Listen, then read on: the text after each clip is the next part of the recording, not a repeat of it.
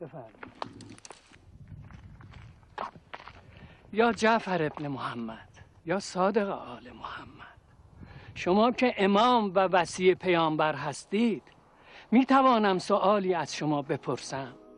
ای ابو حمزه، تو که خود خوب می دانی تو یکی از یاران و نزدیکان ما می باشی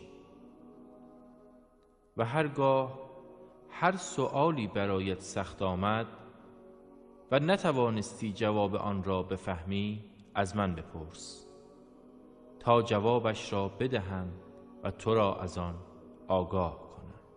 پس اجازه می دهید بپرسم؟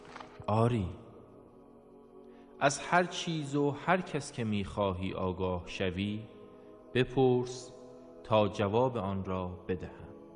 یا ابا عبدالله، شما خود خوب می دانید که من مرد توانگری هستم و دوستان بسیاری دارم.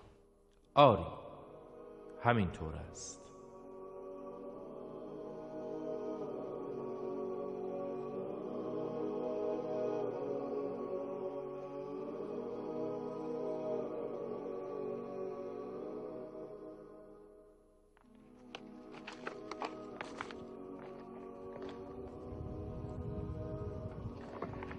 اما از نظر خودم تعدادی از این دوستان من برای خود من دوستان خوبی نیستند.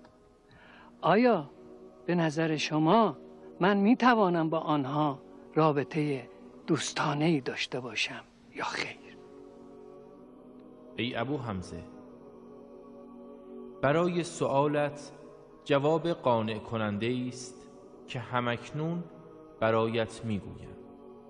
پدرم از پدر خیش علی ابن الحسین روایت کرده که ایشان فرمودند با 5 دسته از مردمان مصاحبه و مرافقه نداشته باش.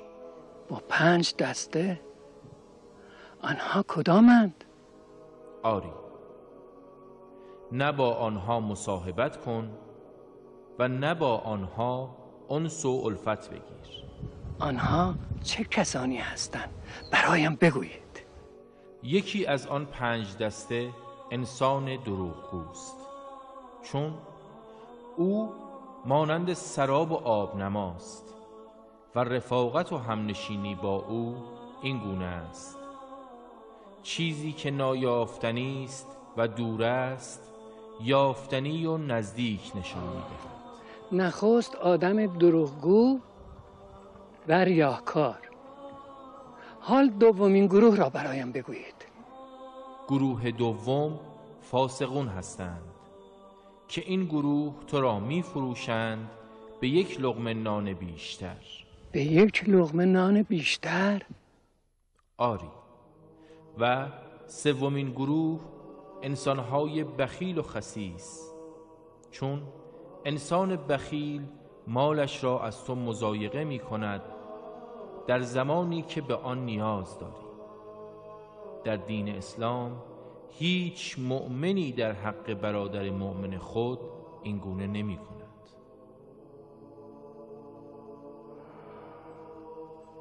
پس چه خوب شد که من با عامر دوستیم را پایان دادم. ای ابو حمزه، حال گروه 4 را گوش کن تا برایت بگویم. یا جعفر ابن محمد، حقا که شما صادق آل محمدید.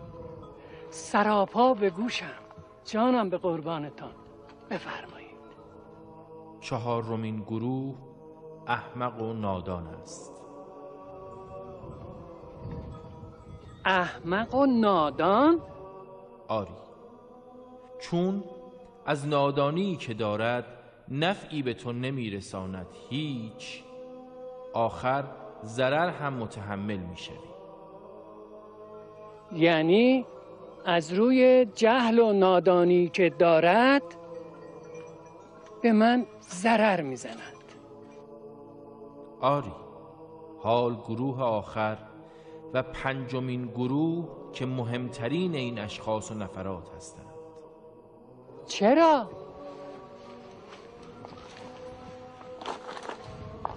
مگر آنها چه کسانی هستند؟ به این گروه قرآن نیز لعن کرده است و در 3 جای قرآن ایشان را لعن کرده و ملعون خدا هستند. مگر آنها چه کسانی هستند که خدای بلند مرتبه هم آنها را لعن کرده است؟ قاطعین رحم و کسانی که در دید و بازدید با اقوام و نزدیکان سستی می کنند. عجب. یا صادق آل محمد، از شما تشکر میکنم که در انتخاب دوست و همنشین مرا یاری کردید و به من آموختید که با چه کسانی معاشرت نداشته باشم. حال اجازه دهید تا درس پس دهم. بگو تا بدانم. شما فرمودید که با 5 گروه معاشرت نکنیم. درست است. آن 5 گروه کدامند؟ این 5 گروه از این قرار می باشد: اولین گروه انسان دروغگو، دومین گروه فاسقون، سومین گروه بخیل و خسیس، چهارمین گروه احمق و نادان، مهمترین آنها گروه 5 است که قاطعین رحم هستند که خداوند رؤوف و غفور و غفار از آنها ناراضی است. ابن رسول الله، از شما کمان تشکر را دارم. ای ابو حمزه، این 5 گروه را در بین شاگردانت و دوستانت رواج بده تا این 5 گروه از روی زمین محو گردند. با امید خدا حال برویم تا در محضر مبارکتان درس‌های جدیدتری یاد بگیرم. در خدمت شما هستم. برویم. خدا تو را برای شاگردانت حفظ کند. برویم.